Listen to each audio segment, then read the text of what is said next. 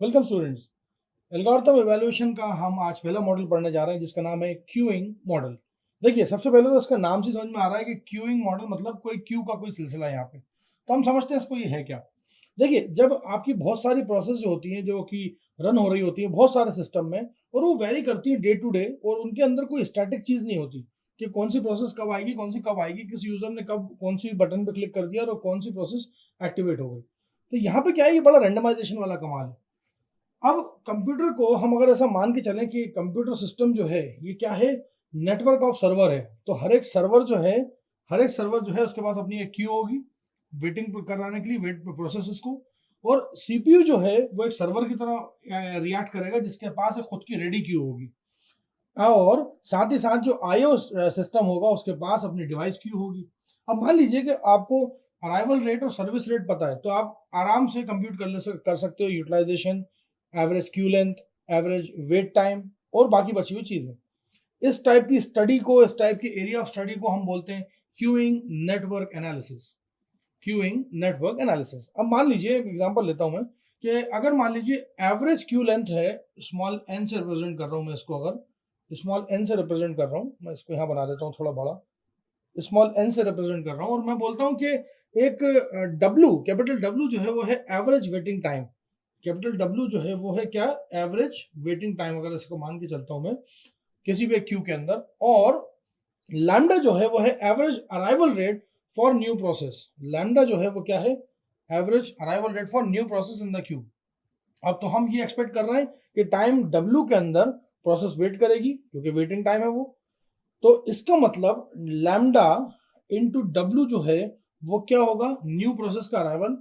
और अगर मान लीजिए आपका सिस्टम स्टडी है, जिसके अंदर स्टडी सिस्टम ऐसा होता है कि एक आ रहा है तो एक जा रहा है, मतलब क्यू है तो क्यू के अंदर नॉर्मेलिटी है, मतलब ऐसा नहीं है कि किसी को वेट करने की जरूरत पड़ रही है, मतलब वेट तो हो रहा है, लेकिन ऐसा नहीं है कि कोई एक बंदा जो रिजर्वेशन काउंटर पर खड़ा है वो खड़ा ही है और अपना नंबर लेके खड़ा है और बाकी सबको वेट करवा रहा है, ऐसा नहीं है। मतलब एक तरफ से सिस्टम में जैसे क्यू के अंदर होता है कि भाई एक तरफ से सर्विस लेके वो जाता जा रहा है, दूसरी तरफ से नया एंटर होता जा रहा है, और ये बड़ा लीनियर, बड़ा स्टडी टाइप का है। मतलब एक आ रहा है तो एक जा रहा है, मतलब एक सेकंड में अगर मैं बात करूं, जैसे एग्जांपल लेता हूं कि एक सेकंड में एक आएगा एक जाएगा, एक आएगा एक जाएगा, तो हर सेकंड में आपको पता लग जाएगा कि एक आ रहा है तो एक जा रहा है। तो ये हुआ स्टडी स्टेट हुई किसी भी एक क्यूब की।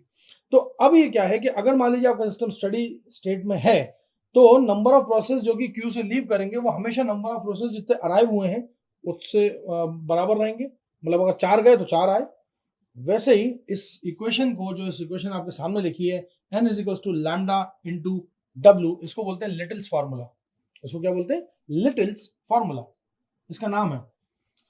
अब यहाँ पे क्या है कि ये इक्वेशन जो है ये बेसिकली क्या है कि पर्टिकुलरली वैलिड है जब जब आपके शेड्यूलिंग एल्गोरिथम और अराइवल डिस्ट्रीब्यूशन जो हो, मतलब कोई सा भी आप ले लो, अराइवल डिस्ट्रीब्यूशन और शेड्यूलिंग एल्गोरिथम कोई सी भी ले लो, सबके लिए अप्लीकेबल है।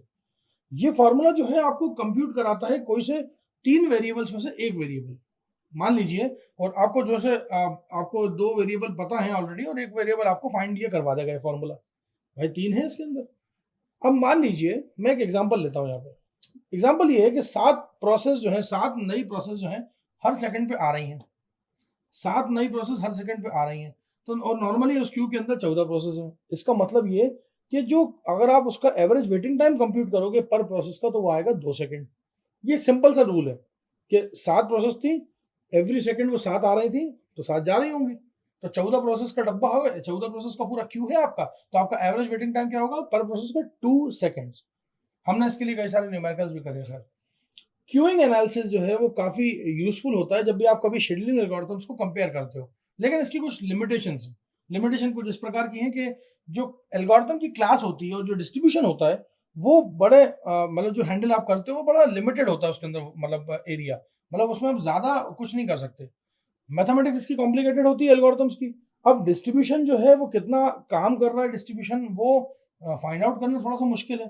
तो अगर मान लीजिए सर्विस और अराइवल डिस्ट्रीब्यूशन जो कि काफी अनरियलिस्टिक होता है, क्योंकि देखिए किसी भी प्रोसेस का अराइवल होना और उसको सर्विस जनरेट होकर सर्विस डिस्ट्रीब्यूशन होना, ये बड़ा ही ऐसा नहीं है कि मतलब बिल्कुल ऐसा कि आप उसको एकदम, आपको क्या मालूम है कि कौन सी प्रोसेस कितनी देर में आ रही है, आपको क्या मालूम कि कौन सी प्रोसेस कितना टाइम ले रही है, ज्यादा भी ले सकती है वो टाइम। तो ये थोड़ा अनरियलिस्टिक बात है, लेकिन एक चीज इसके अंदर ये है कि मैथमेटिकली ट्रैक्टेबल है, बिकॉज हमने एल्गोरिथम जो बना रखी है उसके अंदर हमने क्या रख रखा है, हमने मैथमेटिकल ट्रैक्टेबल थी तभी तो हमने उसके न्यूमेरिकल्स पढ़े, जितने भी एल्गोरिथम्स थी सबके मैथमेटिकल ट्रैक्टेबल। ट्रैक्टेबल का मतलब ऐसी चीज होता है जिसको आप ट्रेस कर सको।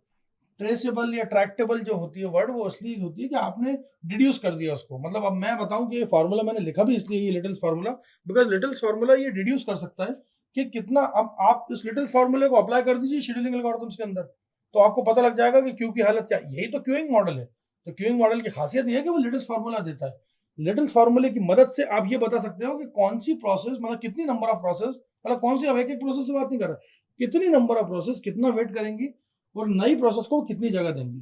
क्योंकि हम सीपीयू यूटिलाइजेशन अगर बढ़ाना है, मान लीजिए ये आपका सीपीयू है और सीपीयू को यूटिलाइजेशन बढ़ाना है, तो इसके सामने जो क्यू लगी हुई है ना, ये जल्दी जल्दी आए और जल्दी जल्दी जाए, तब तो बात है। अच्छा है कि जल्दी जाने की बात, ऐसा सीपीयू तो उसको दे देगा काम, और फटाफट फटाफट उसका काम निपटा देगा, लेकिन अराइवल भी तो होना चाहिए। अगर अराइवल और डिपार्चर प्रॉपर टाइम पे होता रहे तो भीड़ लगने की नौबत ही नहीं आएगी।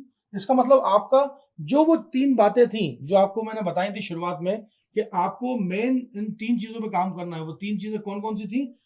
आपका सीपीयू यूटिलाइजेशन अच्छा होगा, रिस्पॉन्स टाइम अच्छा हो जाएगा, और इसी के चलते ये सब करोगे जब आप, तो आपका थ्रूपुट भी अच्छा हो जाएगा। तो ये था हमारी तरफ से एक मॉडल जिसका नाम था क्यूइंग मॉडल। अब हम नेक्स्ट वीडियोस के अंदर देखेंगे कि डिटरमिनिस्टिक मॉडल क्या होता है, और डिटरमिनिस्टिक मॉडल के बाद हम देखेंगे कि हमारा सिमुलेशन मॉडल क्या करता है। Thank you so much.